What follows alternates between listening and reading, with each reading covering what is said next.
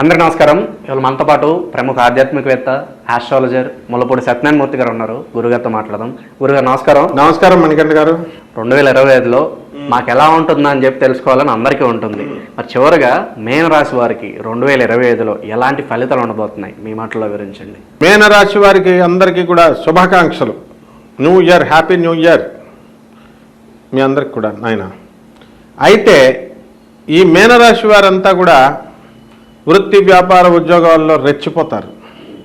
శని 29వ తారీఖు నుంచి 2025 మీనరాశిలోకి, రాహుకేతువులు ఇద్దరు మే 29 నుంచి 2025 సంవత్సరంలో కుంభరాశిలోకి, ఆ తర్వాత మన గురుడు మిథున రాశిలోకి మే 30 నుంచి, ఆ తర్వాత మళ్ళీ చక్కగా కర్కాటక రాశి నుంచి మళ్ళీ రెట్రోగ్రేడ్ మిథున రాశి, ఈ విధంగా వరుసలో సంచారం చేస్తున్నాడు.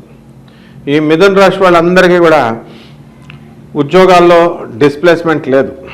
ఎక్కడ వాళ్ళు అక్కడే స్టాచ్యూ జాబులు చేసుకోవచ్చు. జీతబత్యాలు పెరుగుతాయి. పార్టీలు, విందు వినోద కార్యక్రమాలకు తిరుగులేదు. అప్పుల సంగతి తర్వాత చూసుకుందాం. ఫస్ట్ మాత్రం మాటకి నిలబడేటటువంటి వాళ్ళు. ఆ విధంగా వీళ్ళంతా కూడా అనుకున్నది సాధించే పట్టుదలలో, అనుకున్నది సాధించే విధానంలో ముందుకు దూసుకెళ్ళిపోతారు.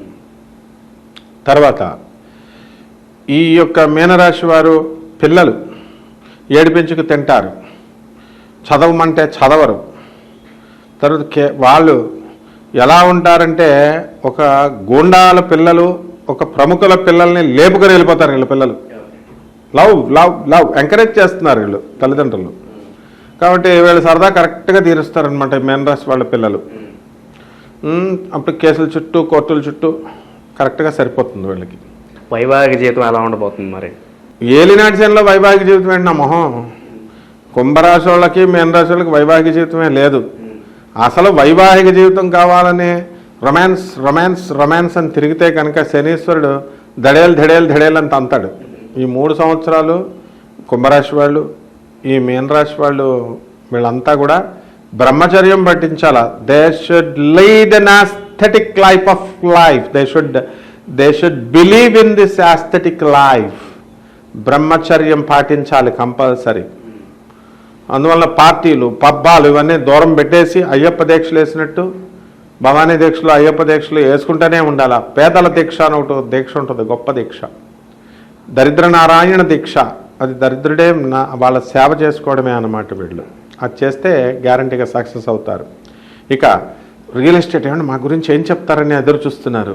రియల్ ఎస్టేట్ వాళ్ళు ఏం లేవు మీకు. బిల్డర్స్ ఏమన్నా అమ్ముదామండి, ఇంతవరకు ఎక్కువ అమ్మేశారు కదా నాయన. ఇప్పుడు 40 లక్షల ప్లాట్ని 60 లక్షలు చేసి అమ్మేశారు. ఇంకెక్కడున్నాయి డబ్బులు కొనడానికి? ఏలో పడుకోవడమే మీనరాశి వాళ్ళు, ఈ బిల్డర్లు. విద్యార్థుల పరిస్థితి మరి ఎలా? విద్యార్థులు, ఈ స్టూడెంట్స్ వాళ్ళు చదవండి రా నాయన అని తల్లిదండ్రులు, మాస్టర్లు చెప్తే ఫోన్ ఒకటి పట్టుకొని అస్తమాను వాట్సాప్లు తల్లిదండ్రులు చెప్పిన మాట వినకుండా ఉన్నందుకు వీళ్ళు ఫెయిల్ అయిపోతారు అంతే, గ్యారంటీ. అందులో డౌట్ లేదు. మళ్ళీ this is a NASA based రిపోర్ట్స్ని బట్టి మనం చెప్పేటటువంటిది. కాబట్టి no deviations will be there, because we will also include this velocity of all the planets. ఇక్కడ ఎవరైనా మన వీడియో చూస్తున్నటువంటి సైంటిస్టులు, ఇంజనీర్లు, డాక్టర్లు, astrologers, world famous astrologers, English, Hindi అని ఉంటారు కదా, వాళ్ళకి అసలు ఈ వెలాసిటీ చెప్పక్కర్లేదు. వెలాసిటీ నేను చెప్తాను, యూనిట్స్ చెప్పమని చూద్దాం వాళ్ళని దేంతో కొలుస్తారు. కాబట్టి మీనరాశికి మనం చెప్పినట్టే జరుగుద్ది. పెళ్ళాలు వదిలేస్తారు మొగుళ్ళని, అత్తగారుల్ని, పిల్లల్ని, మరదల్ని, తమ్ముళ్ళని అందరినీ సరిగ్గా చూడకపోతే. కళత్రపుత్ర శత్రుత్వ కారణాయ నమః. మార్చి 29 తర్వాత ఇదిగో శ్లోకం కూడా చెప్తున్నాను. మరి ఆరోగ్యపరంగా ఎలా ఉండబోతుంది? మఠాష్ అంతే అనమాట. ఎందుకనంటే మా ఏలినాటి శనికి పెరాలిసిస్, కొలెస్ట్రాల్, ఈ వ్యాధులన్నీ కూడా వచ్చేస్తాయి. వీటి నుంచి తప్పించుకునే ఉపాయం ఉంది. ఎలాగంటే వీళ్ళ జీతాల్లో 10% పేదవాళ్ళకి ఖర్చు పెట్టాలి. మనుధర్మశాస్త్రం, మనుస్మృతి, దీన్ని కనుక చేసినట్లయితే కంపల్సరీ. ఈ నెలలో మారుతారు. మారకపోతే నన్ను అడగొచ్చు. 10% ముందు ప్రతి శాలరీ వాడికి ఖర్చు పెట్టేసి నాకు ఫోన్ చేయమనండి. మారకపోతే నన్ను అడగమనండి. వాళ్ళకి పెరాలిసిస్ వచ్చేది ఆగిపోద్ది. That is the magic of the greatness of the God. శుభకార్యాలు జరగడానికి ఇంకెంత సమయం పట్టవచ్చు అంటారు? మరి నమస్కారం కనిపిస్తున్నారు 2025లో శుభకార్యాలు చేస్తారు. 5 లక్షలకి అయ్యే పెళ్లి ఖర్చు 15 లక్షలు ఫంక్షన్ హాల్కి ఇస్తారు, పేదవాళ్ళకి రూపాయి ఎవరు. మటన్లు చికెన్లు పెట్టి భోజనాలు పెడతారు. ఈ ఎల్నెట్స్ అని ఉంది కదా, కూతుర్ని కోడల్ని డిఫరెన్స్గా చూస్తారు, కొడుక్కి ఎక్కిస్తారు, పెళ్లి చేసేసిన తర్వాత వదిలేయాలి తల్లిదండ్రులు. ఈ రాహు ఉన్నాడు కదా, లాజిక్ ఉన్నది నేను చెప్తున్నాను, సప్తమ రాహు. దాని ప్రభావం మరి లొంగిపోకురా, మరి అత్తగారి మాట వింటున్నావురా, మరి మామగారి మాట వింటున్నావురా అని జోక్గా సరదాగా చెప్పినా కూడా వీళ్ళకంటే చనువుగా కొడుకు అత్తగారు మామగారితో మరి కొత్త వాళ్ళతో తిరగడా. ఇప్పుడు నా ఫ్రెండ్స్ అందరూ వదిలేసి కొత్త వాళ్ళతో పోతారు. జలసీ ఫీల్ అయితే అలా పోతామనే, మనతో ఉన్నవాళ్ళే మనం అని నేర్చుకోవాలి ఈ తల్లిదండ్రులు. అలా రెచ్చగొట్టేస్తే పాప చిన్నపిల్లలు వెళ్ళిపోయి మూడు పిల్లలు అత్తగారి మీద కక్షలు మామగారి మీద కక్షలు పెట్టేసుకొని పెళ్ళిళ్ళు పెడాకులు విడదీసేసుకొని కోర్టులకు ఎక్కిపోతారు. ఈ విధంగా జరగడానికి మీనరాశి వారికి అవకాశాలు ఉన్నాయి. ఉద్యోగస్తుల పరిస్థితి ఏంటంటారు? ప్రభుత్వ ఉద్యోగులు అలాగే ప్రైవేట్ ఉద్యోగులు వీళ్ళ పరిస్థితి ఎలా ఉండబోతుంది? మరి ప్రభుత్వ ఉద్యోగస్తులు వాళ్ళు దగ్గరెట్టుకొని పని చేయకపోతే ఇళ్ళకి వెళ్ళిపోతారు. రేవంత్ రెడ్డి ఇలాంటి పవర్ఫుల్ సీఎంస్ ఉన్నారు. సో శని మనకి షష్ఠ స్థితిగతుడై ఉండడం వలన శత్రువులు పోతారు. శత్రువుల బాధ ఒక్కటే ఉండదు వీళ్ళకి, లాభాలు మిగతా అన్నీ బొక్కలే అన్నమాట. సో ఈ మీనరాశి వారికి అదర్ సోర్సెస్ నుంచి ఇన్కమ్స్ బాగా వస్తాయి, జీతాలు బాగా వస్తాయి, నిద్ర బాగా వస్తుంది అందరికీ కూడా.